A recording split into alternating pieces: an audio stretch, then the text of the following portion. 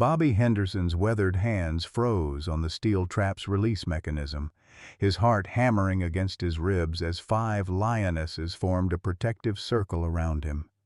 The massive creatures weren't snarling or preparing to attack. They were guarding him. This wasn't how animal rescue was supposed to work. Maxwell, the injured male lion, lifted his bloodied head and made a sound Bobby had never heard in 30 years of working with big cats, a low, rumbling purr that vibrated through the Texas morning air. Sarah Beth's voice crackled through his radio, panic threading her words. "Bobby, your heart rate's spiking on the monitor. You need to get out of there now." But Bobby couldn't move. The lioness closest to him, Luna, stepped forward and gently pressed her massive paw against his chest, directly over his failing heart. Her amber eyes held something impossible: recognition, gratitude, and what looked disturbingly like human tears. "Jesus Christ," Marcus Webb whispered from behind the safety fence, his rifle trembling in his hands.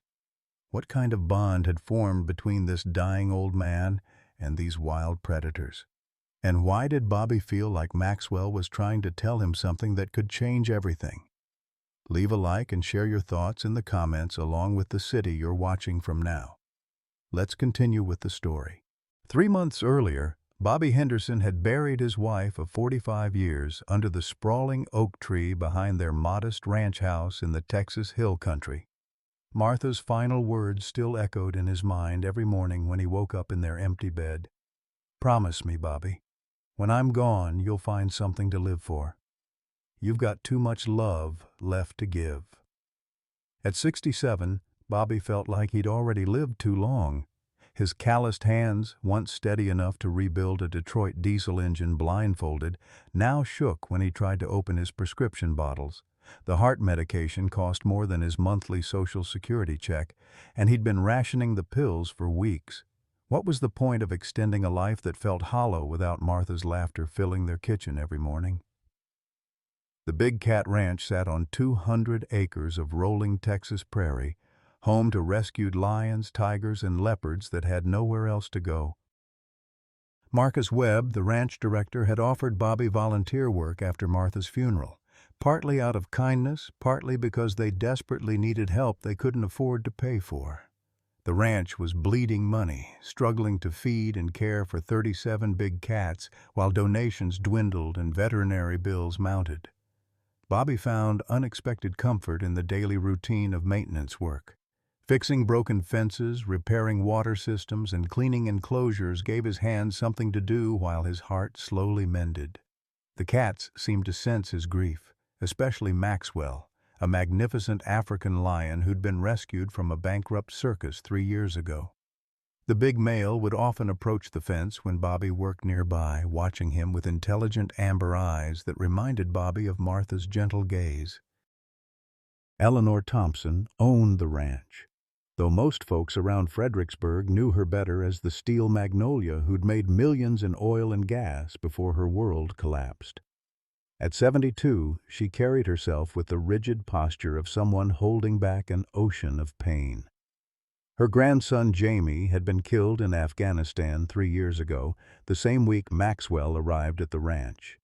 Since then, Mrs. Thompson had grown increasingly distant, visiting less frequently and making cryptic comments about cutting costs and reducing overhead. Sarah Beth Wilson served as the ranch's veterinarian and resident miracle worker, somehow keeping the operation running on a shoestring budget while raising her autistic son alone. She'd taken a special interest in Bobby's welfare, always checking his blood pressure when she thought he wasn't paying attention and leaving leftover sandwiches where he'd find them during his lunch breaks. This morning felt different, though. Bobby had noticed fresh tire tracks near the lion enclosure, tracks that didn't match any of the ranch vehicles, and yesterday he'd overheard a heated phone conversation between Marcus and someone about insurance policies and liquidating assets. The tension around the ranch had been building for weeks, like storm clouds gathering on the horizon. As Bobby walked toward Maxwell's enclosure with his toolbox, he had no idea that today would force him to choose between keeping his promise to Martha and losing everything he'd grown to love about his new life. The scream that shattered the peaceful Texas morning wasn't human. It was the sound of pure animal agony, a roar that seemed to tear through Bobby's chest and grab his heart with icy fingers. He dropped his wrench, the metal clanging against the concrete as he spun toward Maxwell's enclosure. "That ain't right," Bobby muttered, his Detroit accent thickening with concern. "Maxwell don't cry like that." The big lion's roar came again, weaker this time, filled with a desperation that made Bobby's stomach clench. He'd heard that sound before, in the hospital room where Martha had spent her final weeks, when the pain medication wasn't enough and she'd try to muffle her cries so he wouldn't worry. Bobby's arthritic knees protested as he hurried toward the enclosure, his heart already pounding harder than it should. He'd skipped his morning pill again. The bottle had been empty for 3 days, and he couldn't afford the refill until his next Social Security check arrived.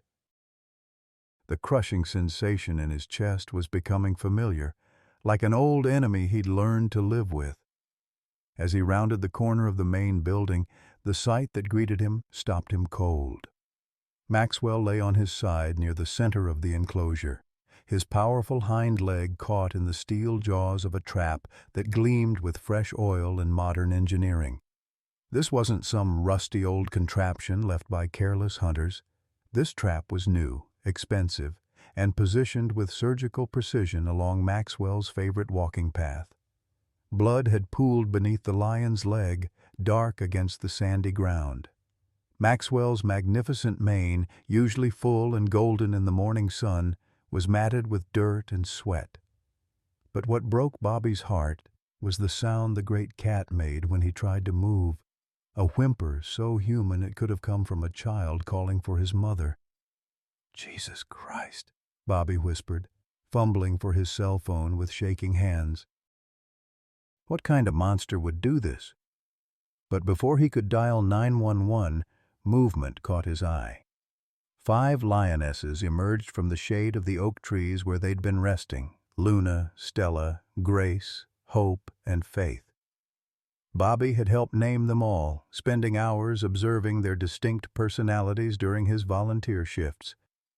Now they moved with deadly purpose, positioning themselves around Maxwell in a protective formation that made Bobby's breath catch.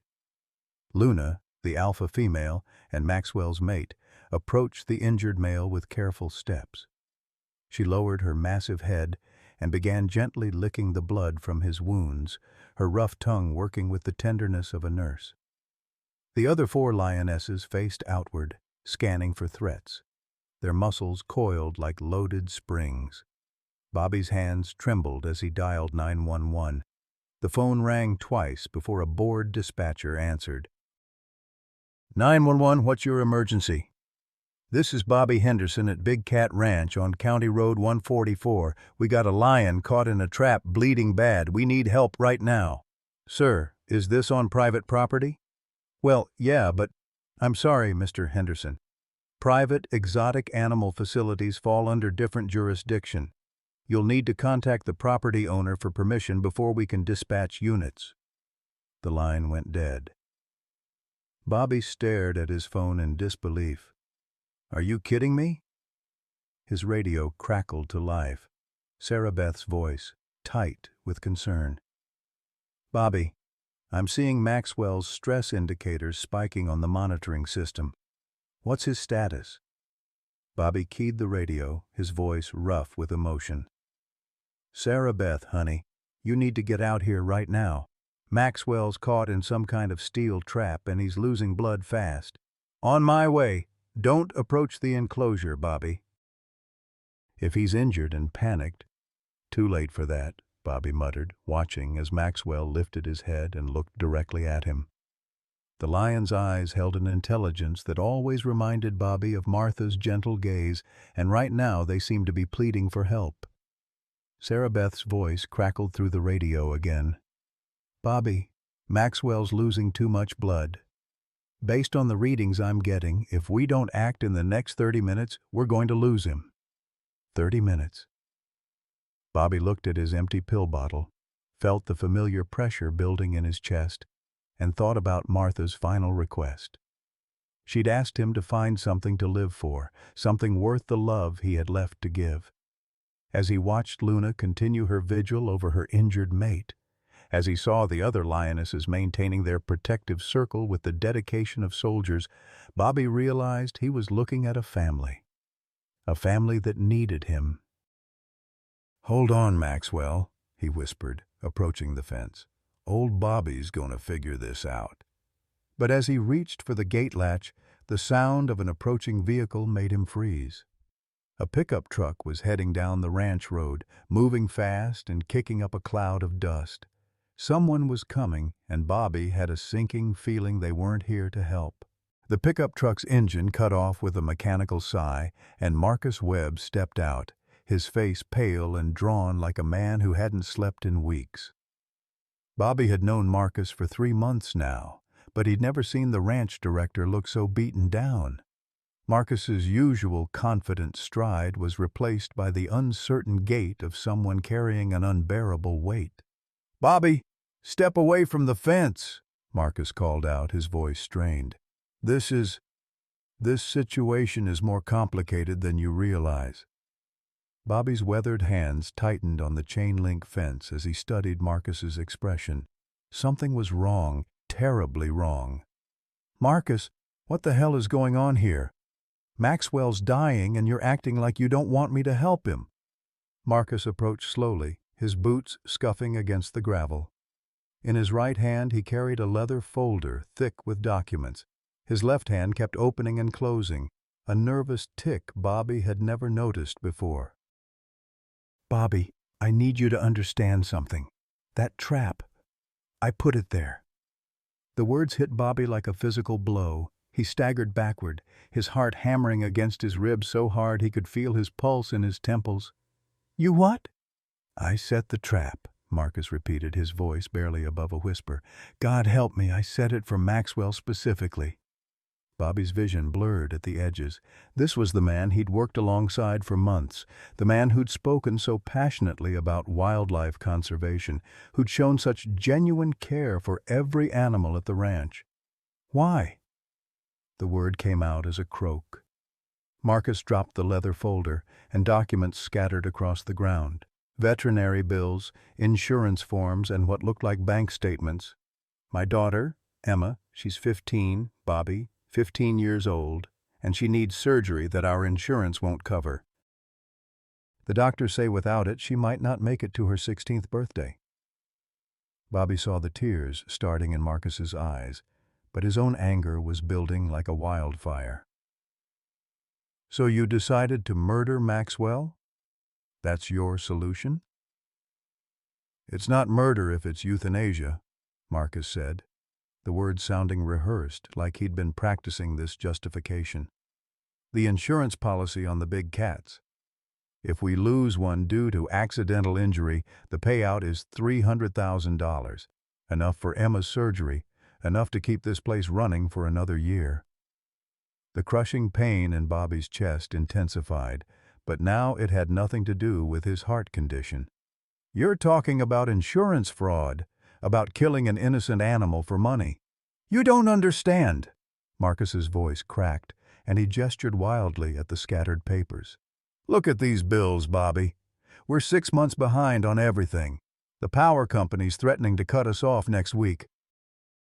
The feed suppliers won't deliver anymore without cash up front. Mrs. Thompson is talking about shutting us down and liquidating everything." Bobby looked at the papers blowing around in the Texas breeze. Past due notices, final demands, collection agency letters. The ranch he'd grown to love, the place that had given him purpose after Martha's death, was dying a slow financial death. "There's got to be another way," Bobby said. But even as the words left his mouth, he could see the desperation in Marcus's eyes. This was a man who'd exhausted every other option. Marcus wiped his nose on his sleeve like a child. "Mrs. Thompson gave me an ultimatum yesterday. Figure out how to raise $2 million by Christmas, or she's selling the land to developers. All the cats will be relocated. Relocated where? You know where, Bobby. Most of these animals can't be released into the wild. They've been in captivity too long. The lucky ones might find spots at other facilities, but the older ones, the ones with health issues.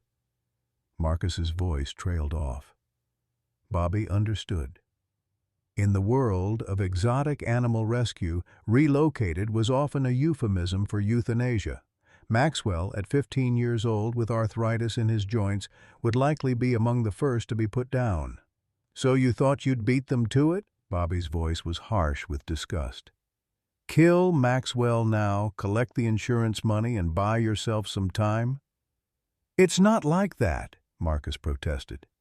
I've been agonizing over this for weeks. I love these animals, Bobby. You know I do. But my daughter, she's my baby girl.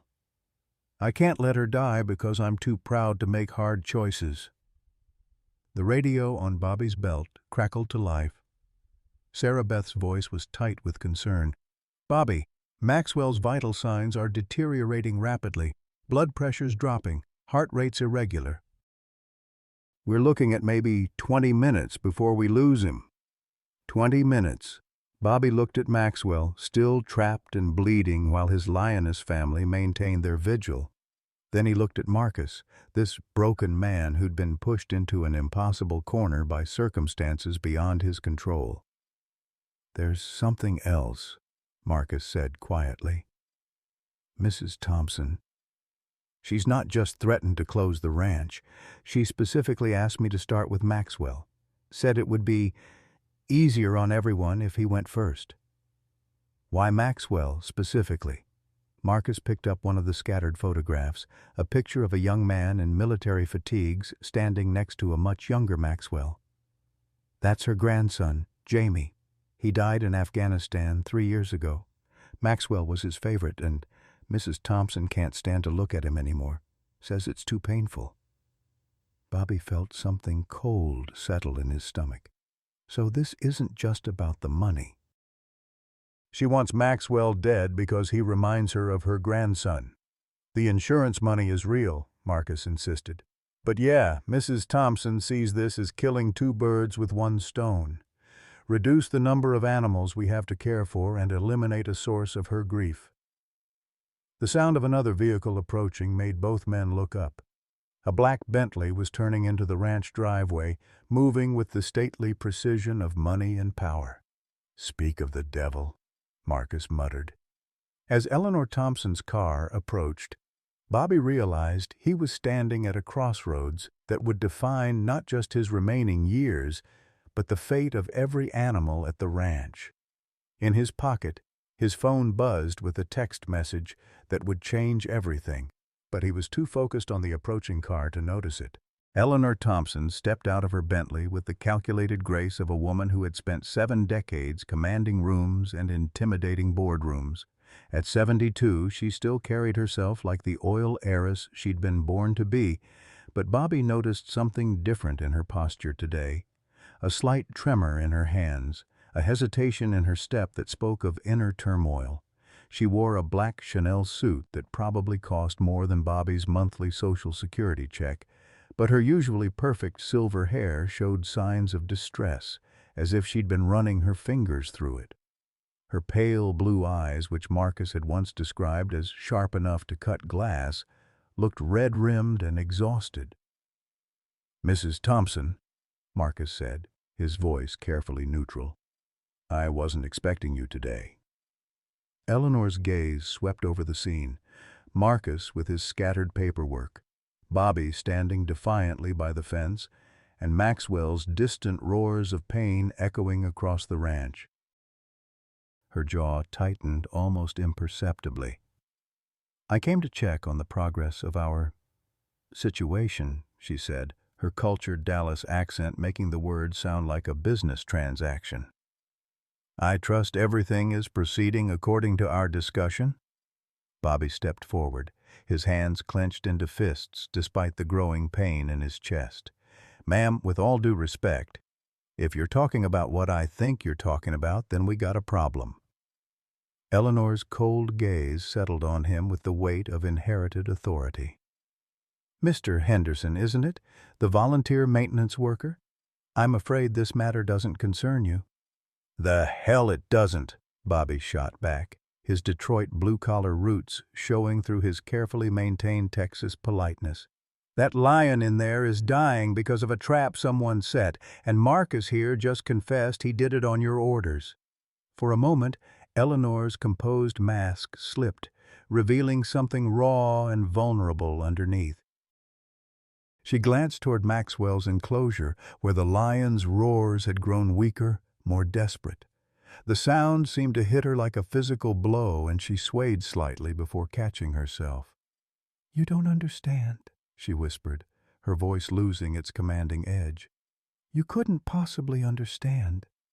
"Then explain it to me," Bobby demanded, "because right now it looks like you're having an innocent animal tortured to death for insurance money."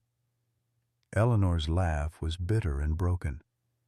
"Insurance money?" She looked at Marcus with something approaching contempt. "Is that what you told him? That this is about money?" Marcus shifted uncomfortably, his face flushing red. "Mrs. Thompson, I thought it was better to lie?" Eleanor cut him off. "To make this about your daughter's medical bills instead of admitting the truth?" Bobby felt the ground shifting beneath his feet. "What truth?" Eleanor walked slowly toward the fence, her expensive heels clicking against the concrete.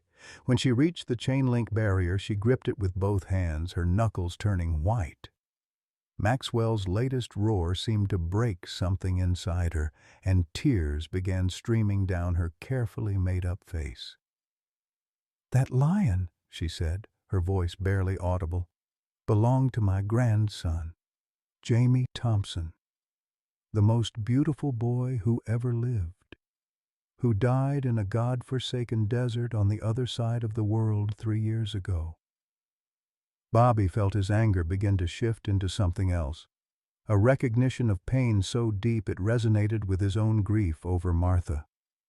"Mrs. Thompson, Jamie was 19 when he enlisted," Eleanor continued, her words coming faster now, as if a dam had burst. "Against my wishes, against his parents' wishes, said he wanted to serve his country, wanted to make a difference. He was always like that, too good for this world, too pure." She reached into her purse and pulled out a worn photograph, a young man in military fatigues standing next to a much smaller Maxwell, both of them grinning at the camera. Jamie worked here every summer during high school. This ranch was his dream, his passion. He was going to study veterinary medicine when he got back from his deployment. He was going to take over operations, expand our conservation efforts. Bobby took the photo with trembling hands. The resemblance between Jamie and his grandmother was unmistakable. The same determined jaw, the same intelligent eyes. But where Eleanor's face had been hardened by decades of business and loss, Jamie's was open and hopeful, full of the kind of optimism that belonged to young people who still believed they could change the world. "Maxwell was just a cub when Jamie found him," Eleanor continued. "Rescued from a bankrupt traveling circus that was going to have him put down. Jamie bottle-fed him, slept in the enclosure when Maxwell had nightmares, taught him to trust humans again. They were inseparable." Marcus stepped closer, his own voice thick with emotion. "Mrs. Thompson, I know this is hard, but—" "Hard?" Eleanor whirled on him, her grief transforming into fury. "Hard doesn't begin to describe what it's like to bury your grandson, to get that call in the middle of the night telling you that an IED turned the most wonderful boy in the world into a flag-draped coffin." Bobby's heart clenched as he remembered his own middle-of-the-night phone call, the one from the hospital telling him that Martha's condition had taken a turn for the worse, the one that had changed everything. "Every time I look at Maxwell," Eleanor continued, her voice breaking, "I see Jamie. I see his plans for this place, his dreams for these animals, his ridiculous optimism about making the world better. And it hurts so goddamn much that I can't breathe. The pieces were falling into place now, painting a picture that was infinitely more complex than Bobby had imagined. So you decided Maxwell had to die because he reminded you of your grandson. I decided Maxwell had to die because keeping him alive is killing me, Eleanor snapped. Do you know what it's like to lose the person you love most in the world and then have to face a daily reminder of everything that could have been? Bobby looked at the photograph again, then at Maxwell lying trapped and bleeding in the enclosure. Yeah, he said quietly. I do know what that's like. Something in his tone made Eleanor look at him more carefully. Your wife, she said, and it wasn't a question. Martha, 45 years of marriage, died 3 months ago from cancer. Bobby's voice was steady, but his hands shook as he handed the photograph back. Every morning I wake up in our empty house, I'm tempted to just not get up. Not take my heart medication. Not pretend like life without her is worth living. Eleanor studied his face with new interest. But you do get up. Most days, Bobby admitted, because Martha made me promise, made me swear that I'd find something worth living for, something to do with all the love I had left to give. A silence stretched between them, broken only by Maxwell's increasingly weak cries and the distant sound of Sarah Beth's truck approaching. Eleanor seemed to be wrestling with something internal, her composed facade cracking like ice under pressure. Jamie made me promise something too, she said finally. The last time we talked, over a video call from Afghanistan, he made me swear that if anything happened to him, I'd take care of Maxwell, that I wouldn't let him end up in some roadside zoo or be put down because he was too expensive to maintain. And instead you're having him killed, Bobby pointed out. I'm having him put out of his misery, Eleanor corrected. Look at him, Mr. Henderson. He's 15 years old, arthritic, living in captivity when he should be running free in Africa. The kindest thing we can do is end his suffering. Who's suffering? Bobby asked quietly. His or yours? The question hit Eleanor like a slap. She stepped backward, her hand flying to her chest as if he'd physically struck her. How dare you? Because I know suffering, ma'am. I know what it's like to want the pain to stop so bad that you're willing to do anything, hurt anyone, destroy anything that reminds you of what you've lost. Sarah Beth's truck pulled up beside the enclosure, and she jumped out carrying her veterinary kit and looking frantic. Bobby, what's the situation? Maxwell's been in that trap for at least 40 minutes, Bobby called back. Bleeding steady, getting weaker. Sarah Beth ran to the fence and immediately began assessing the situation. Jesus Christ, this is a professional-grade trap. This wasn't set by amateurs. She looked between Bobby, Marcus, and Eleanor with growing suspicion. Someone want to tell me what's really going on here? Marcus opened his mouth to speak, but Eleanor cut him off. I hired someone to set the trap, she said, her voice steady again. The plan was to make it look like an accident. Marcus was supposed to discover Maxwell's body tomorrow morning and call it in as a poaching incident. Sarah Beth's face went white. Mrs. Thompson, that's murder. It's mercy, Eleanor insisted. This ranch is going bankrupt. We can't afford to care for these animals properly anymore. The humane thing to do is euthanize them before they suffer from neglect. And the insurance money? Bobby asked. Eleanor's laugh was sharp and bitter. Marcus told you about that? Yes, there would be an insurance payout, enough to keep the ranch running for another year, maybe 2. But that's not why I'm doing this. Then why? Sarah Beth demanded. Eleanor looked at Maxwell again, and fresh tears began streaming down her face. Because every day I don't come here breaks my promise to Jamie, and every day I do come here breaks my heart. I can't keep both promises, to take care of Maxwell and to survive my own grief. So I chose survival. Bobby felt something shift in his chest, not the familiar pain of his heart condition, but something deeper, a recognition of shared loss, of impossible choices, of the way grief could twist love into something cruel and self-destructive. What if there was another way? He asked quietly. There isn't, Eleanor said firmly. I've looked at every option. The ranch loses money every month. Donations are down 60% since the economy tanked. The veterinary bills alone are crushing us. But what if there was? Bobby pressed. What if someone found a way to honor both promises, to take care of Maxwell and to help you heal from your grief? Eleanor looked at him with something approaching pity.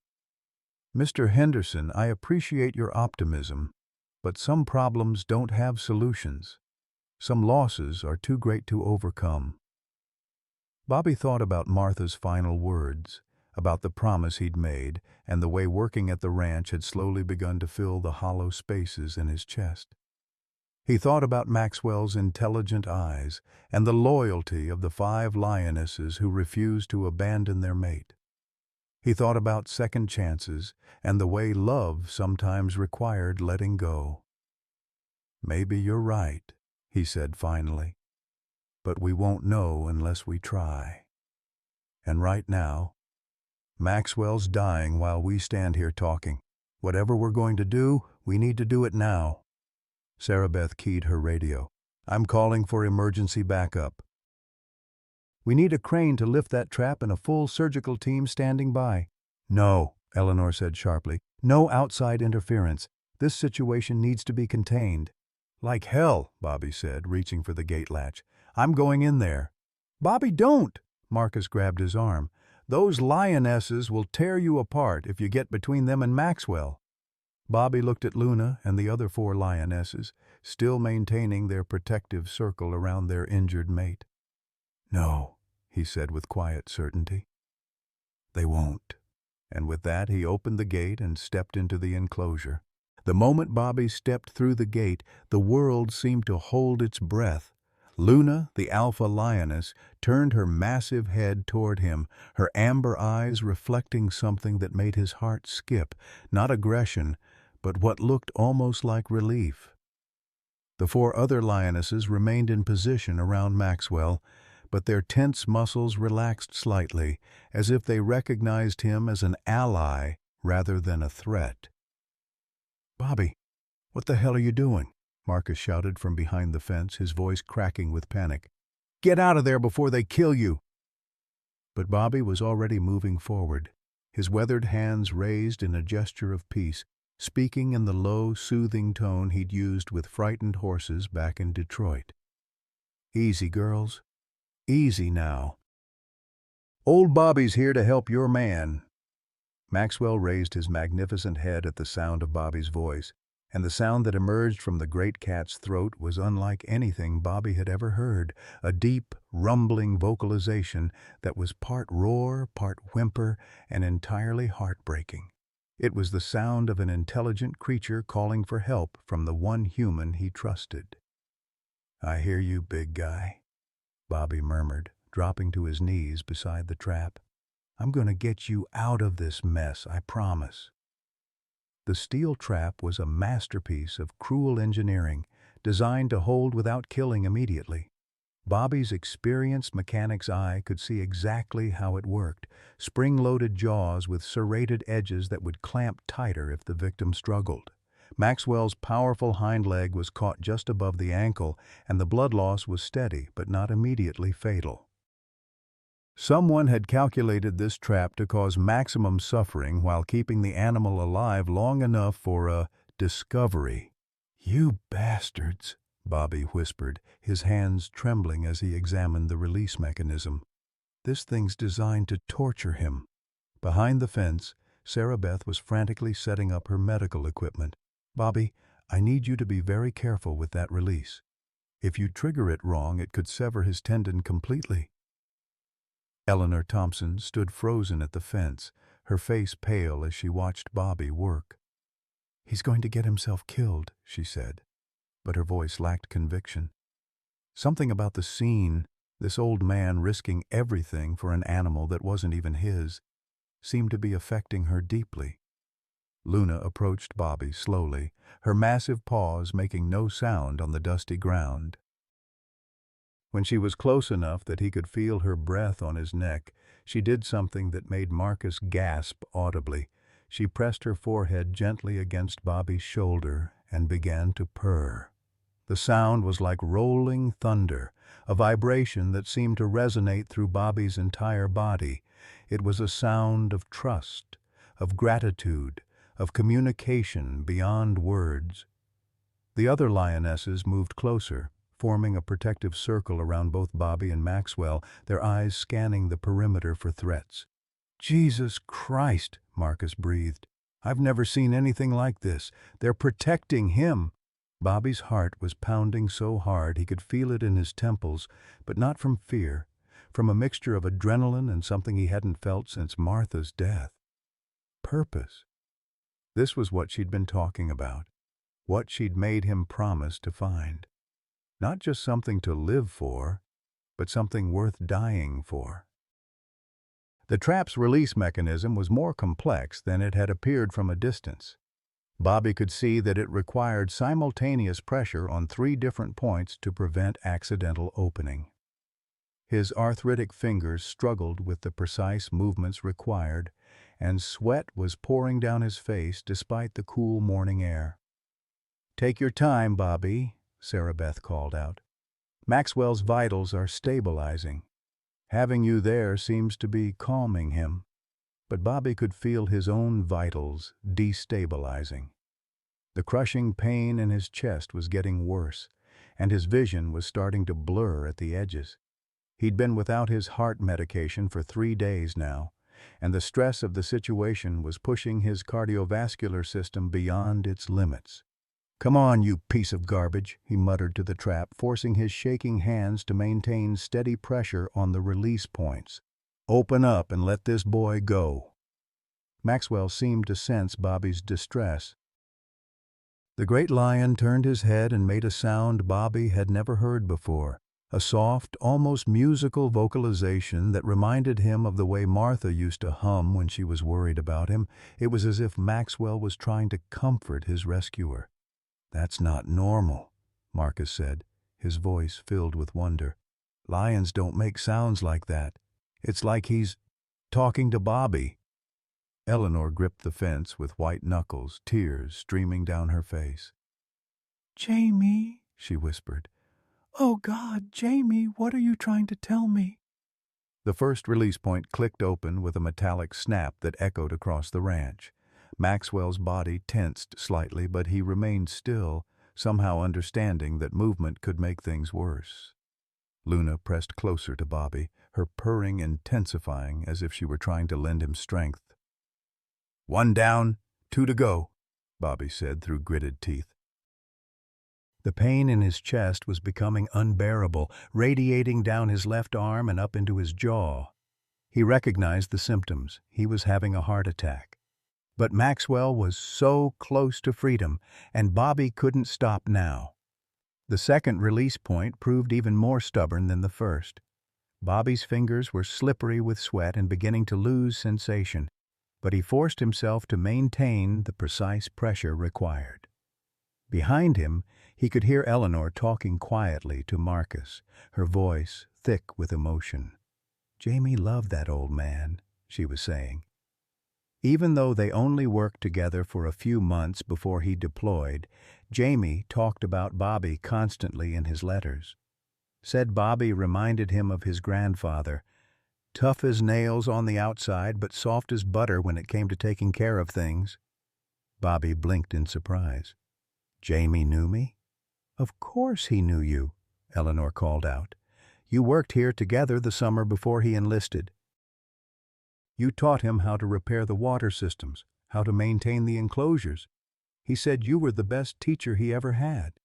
The second release clicked open, and Bobby felt a surge of hope despite the growing agony in his chest. 1 more to go, but as he reached for the final pressure point, his left arm suddenly went numb and he nearly collapsed onto Maxwell's injured leg.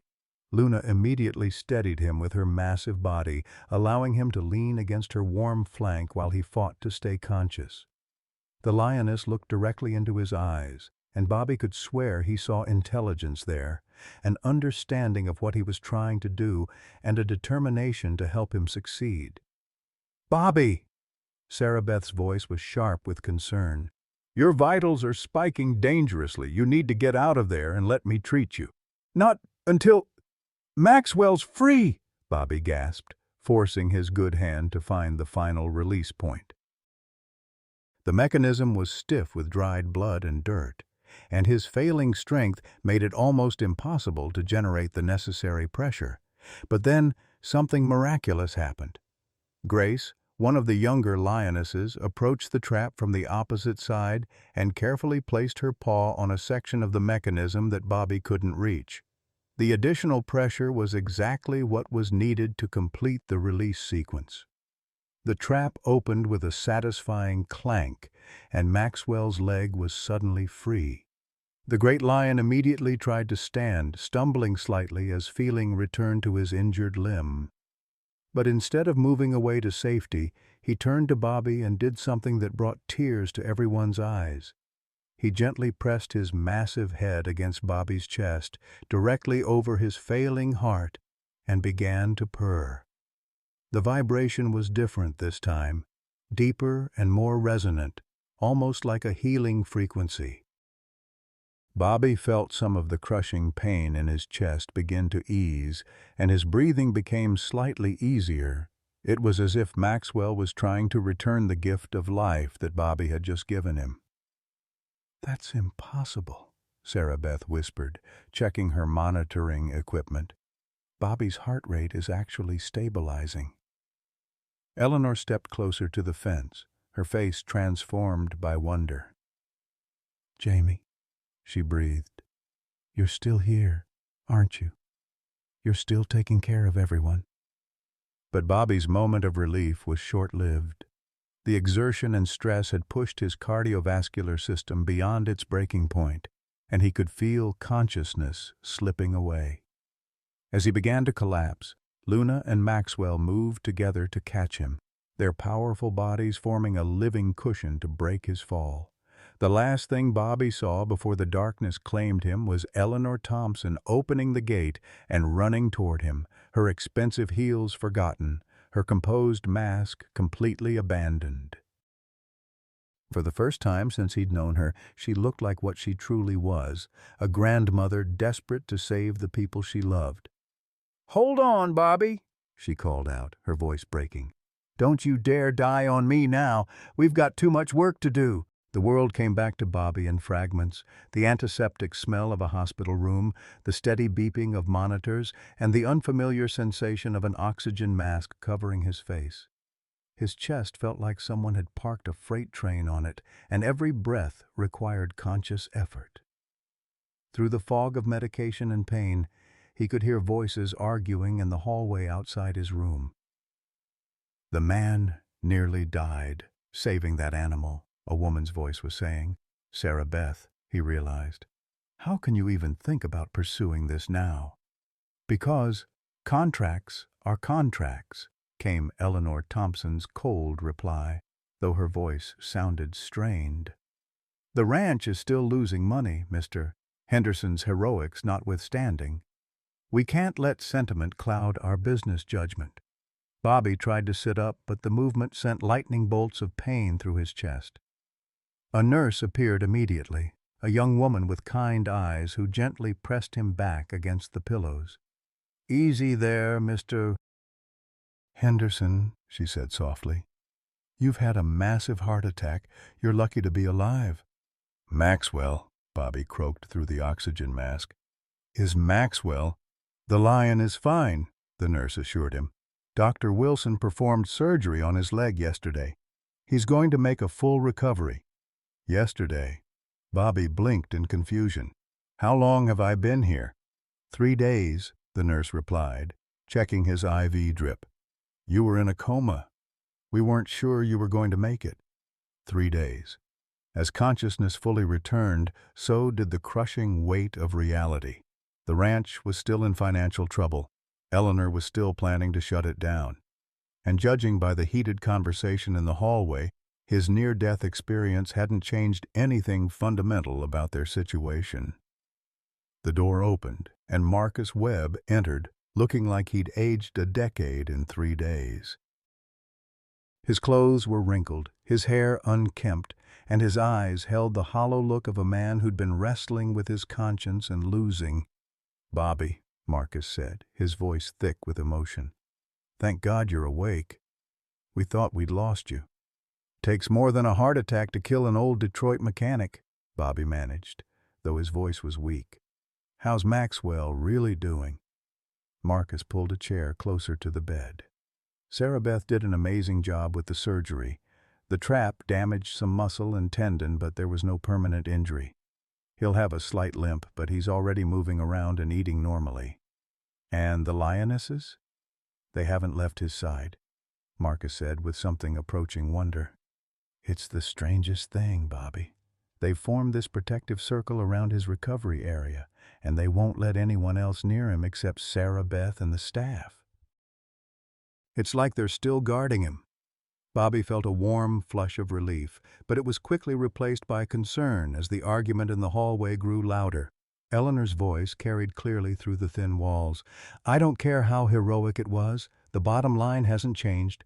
We still can't afford to operate this facility." "What's she talking about?" Bobby asked. Marcus's face darkened. "Mrs. Thompson is moving forward with the liquidation plan. The ranch closes in 2 weeks. All the animals are being relocated or, well, you know." The heart monitor beside Bobby's bed began beeping faster as his pulse spiked. "She can't do that, not after everything that happened." "She can, and she is," Marcus said bitterly. "Your rescue of Maxwell bought us some good publicity. The local news ran a story about it, and we've had a few donations come in, but it's not enough. We'd need hundreds of thousands of dollars to keep operating, and that's money we just don't have." The door opened again, and Eleanor Thompson entered, followed by Sarah Beth. Eleanor looked different somehow. Her usual pristine appearance was slightly disheveled, and there were dark circles under her eyes. She carried a leather briefcase and wore the expression of someone about to deliver bad news. "Mr. Henderson," she said formally, "I'm glad to see you're recovering. You've been through quite an ordeal." "Not as much of an ordeal as Maxwell was going through when I found him in that trap," Bobby replied, his voice gaining strength from anger. "The trap you ordered set." Eleanor flinched as if he'd slapped her. "Yes, well, that's actually what I came to discuss. There are going to be legal ramifications from this incident, questions about insurance fraud, animal cruelty charges. My lawyers think the best way to minimize the damage is to move forward with the facility closure as quickly as possible." "Legal ramifications?" Bobby struggled to sit up again, ignoring the nurse's protests. "Lady, you ordered the torture of an innocent animal, and you're worried about legal ramifications?" "The situation is more complicated than you understand," Eleanor said, but her voice lacked its usual authority. "There are business considerations, contractual obligations." "There's a moral obligation, too," Sarah Beth interrupted, stepping forward. "Mr. Henderson nearly died saving Maxwell's life. Doesn't that mean anything to you?" Eleanor's composed mask slipped for a moment, revealing the raw grief beneath. "Of course it means something. But meaning doesn't pay veterinary bills or keep the electricity on. I've tried everything to save this place. Fundraising, grants, corporate sponsorships. Nothing works. People don't want to donate money to keep exotic animals in captivity." Bobby studied her face, seeing past the businesslike exterior to the broken woman beneath. "This isn't about money, is it? This is still about Jamie." The mention of her grandson's name hit Eleanor like a physical blow. She gripped the back of Marcus's chair to steady herself, and tears began forming in her eyes. "Every day I come here, I see his dreams dying a little more," she whispered. "Jamie had such plans for this place. He was going to expand the breeding programs, develop educational outreach, turn it into a model conservation facility, and instead, I'm watching it crumble into bankruptcy and failure. So, you're giving up, Bobby said quietly. You're letting his dreams die because keeping them alive hurts too much. I'm accepting reality, Eleanor snapped, but the fire had gone out of her voice. Jamie's gone. His dreams died with him. All I'm doing now is prolonging the inevitable. The room fell silent, except for the steady beeping of Bobby's monitors. Outside the window, the Texas sun was setting, painting the sky in shades of orange and gold that reminded him of Martha's favorite flowers. He thought about promises made and promises broken, about the difference between giving up and letting go. You know what Martha told me before she died? Bobby said finally. She said that love doesn't end when someone dies. It just finds new ways to grow. Eleanor wiped her eyes with a tissue from her purse. That's a beautiful sentiment, Mr. Henderson, but it doesn't solve our financial problems. Maybe not, Bobby agreed, but it might solve your spiritual ones. Before Eleanor could respond, Sarah Beth's radio crackled to life. Dr. Wilson, you need to get back to the ranch immediately. Maxwell is... Well, you need to see this for yourself. What's wrong? Sarah Beth asked. Nothing's wrong. But Maxwell and the Lionesses are doing something I've never seen before. They're all gathered around the spot where the trap was set, and they seem to be, I don't know how to describe it. It's like they're having some kind of ceremony. Eleanor's face went white. A ceremony? You need to come see this, the voice on the radio continued, and bring Mrs. Thompson if she's there. I think this involves her grandson somehow. The room erupted into activity as everyone began preparing to leave for the ranch. Bobby tried to get out of bed, but the nurse firmly pushed him back down. You're not going anywhere, Mr. Henderson, she said sternly. You just had a massive heart attack. You need at least another week of bed rest before we can even consider releasing you. But I need to see. You need to heal, Sarah Beth said gently. Let us go see what's happening. We'll call you as soon as we know anything. As the others prepared to leave, Eleanor paused at Bobby's bedside. For a moment, her carefully constructed walls came down completely, and he could see the devastated grandmother beneath the steel magnolia facade. Mr. Henderson, she said quietly, if this is really about Jamie somehow, if he's really trying to communicate something to us, what do you think he's trying to say? Bobby looked into her tear-filled eyes and saw his own grief reflected there, the pain of loving someone so much that losing them felt like losing part of your soul. I think, he said slowly, that Jamie's trying to remind you that love doesn't die, Mrs. Thompson. It just changes form. And maybe, just maybe, he's asking you to stop trying to bury his dreams and start helping them grow. The phone call came at 11:47 p.m., jarring Bobby awake from a morphine-dulled sleep. The night nurse handed him the receiver with an apologetic smile, whispering that Sarah Beth was on the line and said it was urgent. Bobby. Sarah Beth's voice was breathless with excitement and something else, something that sounded almost like reverence. You're not going to believe what we found. Bobby struggled to clear the fog from his mind. What time is it? What's going on? We've been at the ranch all evening watching Maxwell and the Lionesses. What they're doing, it's unprecedented. But that's not why I'm calling. Her voice dropped to a whisper.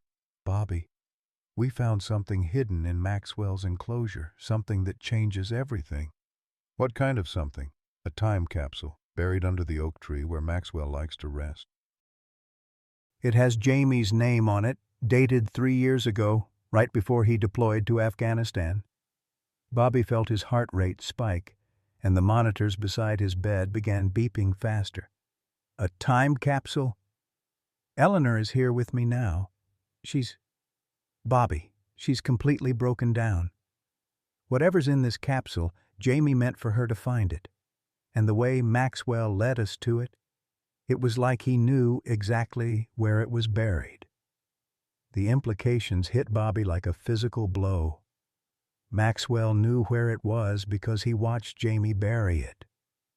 That's what we think. Bobby, there's more. We opened the capsule, and inside there's a letter addressed to Eleanor, some photographs, and Bobby, there's a will. A real legal document, witnessed and notarized. Jamie left everything to the ranch. Bobby's mind reeled. Everything? What everything? His trust fund, the military life insurance, stock options from some tech company he invested in during high school. Bobby, it's worth over $3 million. The hospital room seemed to spin around Bobby as the full weight of Sarah Beth's words sank in. $3 million. More than enough to save the ranch, expand the programs, fulfill Jamie's dreams. There's something else, Sarah Beth continued, her voice thick with emotion. The letter, Eleanor asked me to read it to you. She says she can't. She's crying too hard to speak. Bobby heard muffled voices in the background, then Sarah Beth's voice returned, steadier now. Bobby, I'm going to read you parts of Jamie's letter. Are you ready? Bobby closed his eyes, trying to prepare himself for words written by a young man who had somehow known he wouldn't be coming home. Go ahead. Sarah Beth's voice took on the cadence of someone reading something sacred. Grandma Eleanor, if you're reading this, then my worst fears have come true, and I didn't make it back from Afghanistan. I know you're probably blaming yourself, thinking you should have stopped me from enlisting. But I need you to understand. I went because I believed in something bigger than myself, just like you taught me to believe in the work we do at the ranch. Bobby felt tears forming in his eyes as he listened to the words of a young man who had faced his mortality with such clarity and grace. Sarah Beth continued, I know losing me is going to hurt you more than anything you've ever experienced.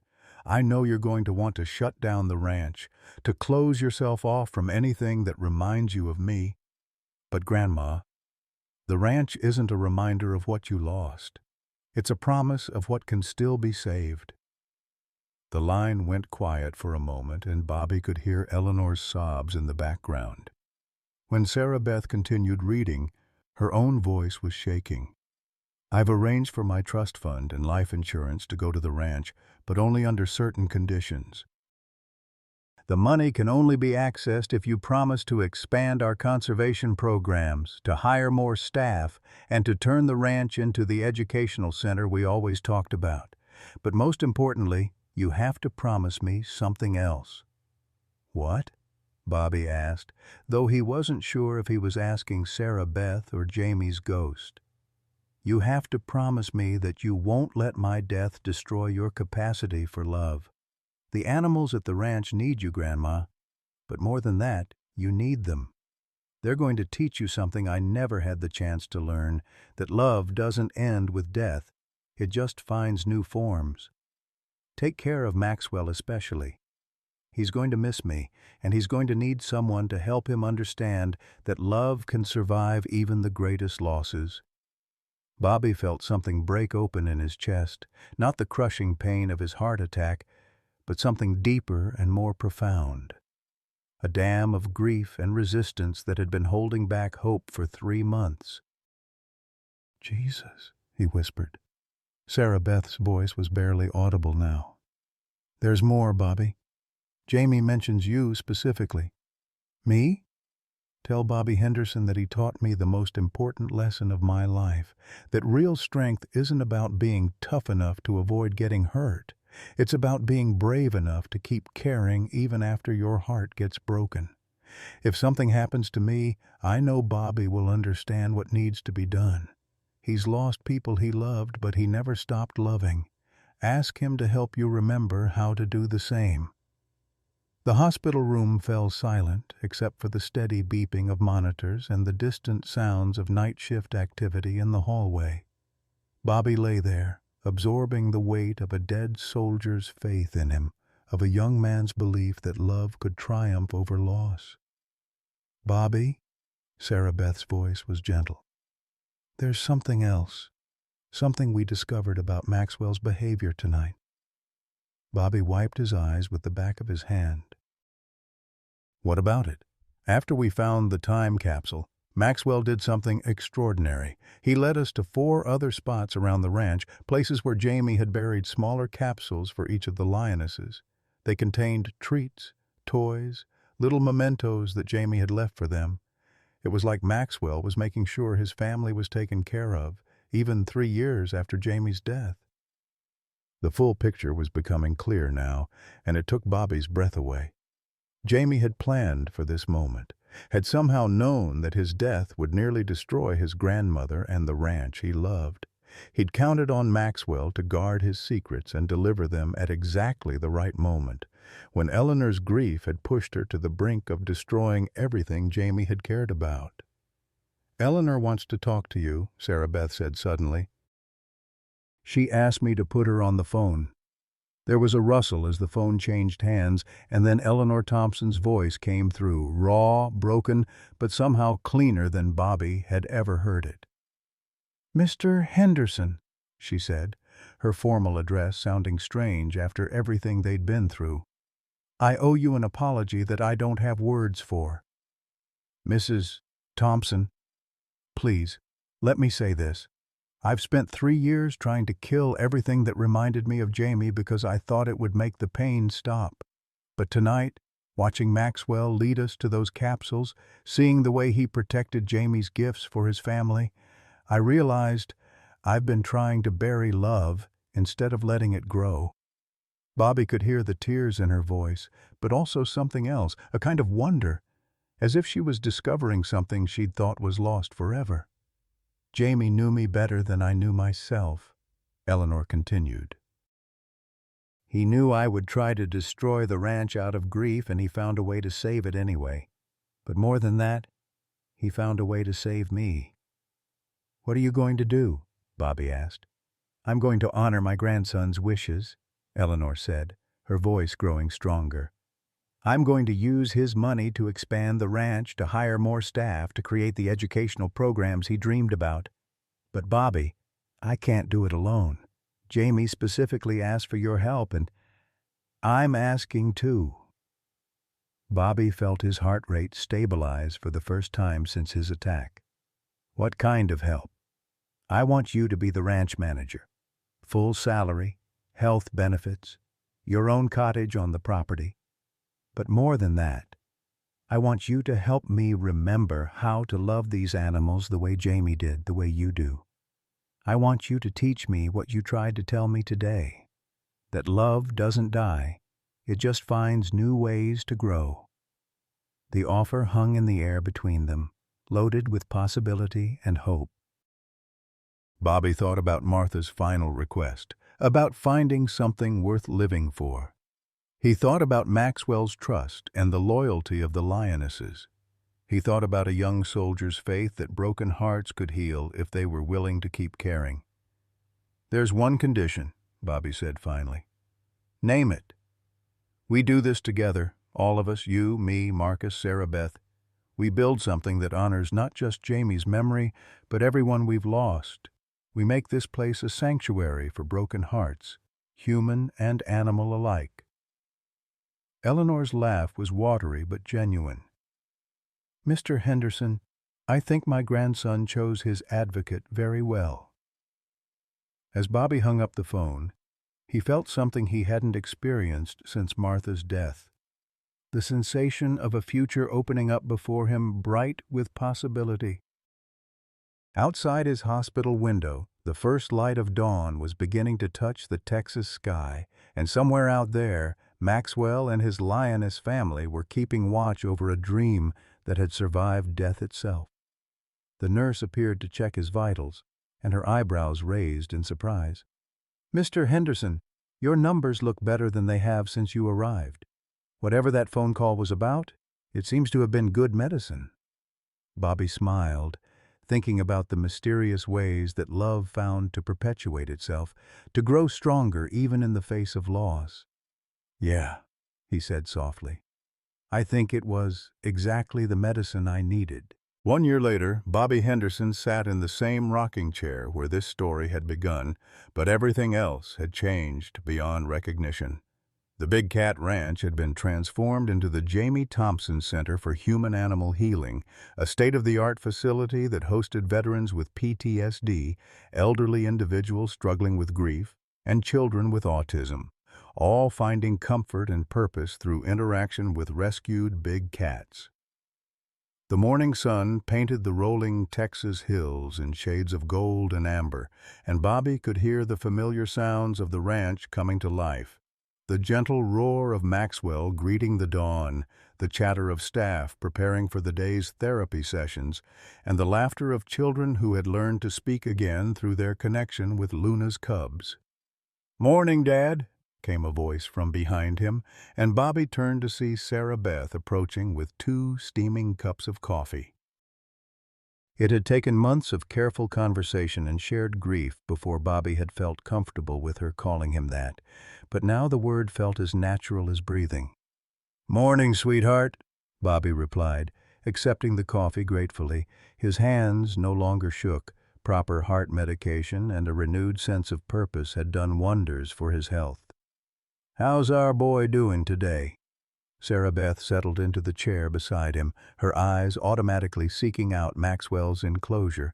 The great lion was moving with only the slightest limp, his recovery complete except for a thin scar that served as a reminder of how close they'd all come to losing everything. "Dr. Martinez says his mobility is at 95%. But more importantly, his interaction with the therapy participants yesterday was remarkable. That Vietnam veteran, Frank Morrison?" Maxwell sat with him for 2 hours, while Frank talked about losing his unit in Da Nang. "I've never seen anything like it." Bobby nodded, watching as Maxwell began his morning patrol of the enclosure. The lion's 5 lioness companions fell into step beside him, Luna, Stella, Grace, Hope, and Faith, moving with the synchronized grace of a family that had weathered the storm together. In the past year, Luna had given birth to 2 cubs, and watching Maxwell gently play with his offspring had become one of Bobby's greatest joys. "Eleanor's here early today," Sarah Beth observed, pointing toward the main building where a familiar black Bentley was parked. "3rd time this week. I think she's actually addicted to the work now." Bobby chuckled. The transformation in Eleanor Thompson had been perhaps the most remarkable aspect of the entire experience. The steel magnolia who had once ordered Maxwell's execution was now the ranch's most passionate advocate, spending her days leading tours, raising funds, and personally overseeing every aspect of the facility's expansion. More importantly, she had found peace with Jamie's memory, often spending evenings sitting by Maxwell's enclosure, sharing stories about her grandson with anyone who would listen. "She's got that planning committee meeting today," Bobby remembered. "The one about expanding the program to include rescue horses. Martha always said that healing happens faster when you're too busy helping others to focus on your own pain." The mention of his late wife brought the familiar bittersweet ache to Bobby's chest, but it was no longer the crushing weight it had once been. Martha's presence felt different now, not like a ghost haunting his memories, but like a warm hand on his shoulder, encouraging him forward. A commotion near the main gate caught Bobby's attention. Marcus Webb was leading a group of visitors toward the education center, a new family participating in the grief counseling program. Bobby recognized the look on their faces, the hollow-eyed exhaustion of people who had lost someone irreplaceable and didn't know how to keep living. He'd worn that same expression a year ago. "New family?" Sarah Beth asked, following his gaze. "The Washingtons from Dallas. Lost their teenage son in a car accident 6 months ago. Eleanor personally invited them after reading about the accident in the newspaper." They watched as Marcus, now the facility's head of family services, guided the grieving parents toward Maxwell's enclosure. The transformation in Marcus had been almost as dramatic as Eleanor's. The desperate man who had once set a trap to save his daughter was now a passionate advocate for healing and second chances. His daughter, Emma, had made a full recovery from her surgery, funded by Jamie's trust, and now volunteered at the ranch every weekend. "Dad," Sarah Beth said quietly, using the tone that Bobby had learned meant she had something important to discuss. "There's something I need to tell you, something I found while going through Martha's things." Bobby felt his heart skip slightly. Even after all this time, surprises related to Martha could still catch him off guard. "What kind of something?" Sarah Beth reached into her pocket and pulled out a sealed envelope, yellowed with age and bearing Bobby's name in Martha's familiar handwriting. "I found this hidden in her jewelry box. It's dated 3 years ago, right after she was first diagnosed."